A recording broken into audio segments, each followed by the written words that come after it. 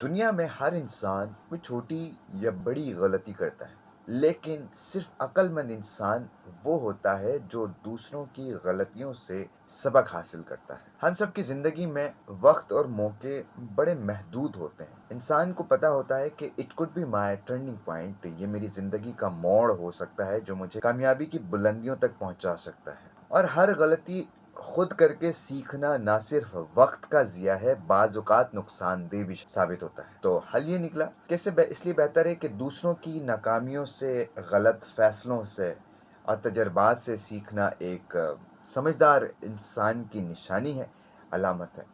इसी के साथ अल्लाह ताला कुरान पाक में फरमाते हैं कि बस ए आँखों वालों, इबरत हासिल करो। इबरत यानी कि सबक हासिल करो। यह आयत हमें दूसरों के अंजाम से सबक सीखने की दावत देती है। और अक्लमंद इंसान या मोमिन वो होता है जो एक सुराख से एक दफ़ा डसा जाता है। अगर आप उसी सुराख पर जाकर फिर से अपने आप को डसवाने की कोशिश कर रहे हैं तो आप यकीनन बेवकूफ़ाना और अहमकाना हरकत कर रहे हैं।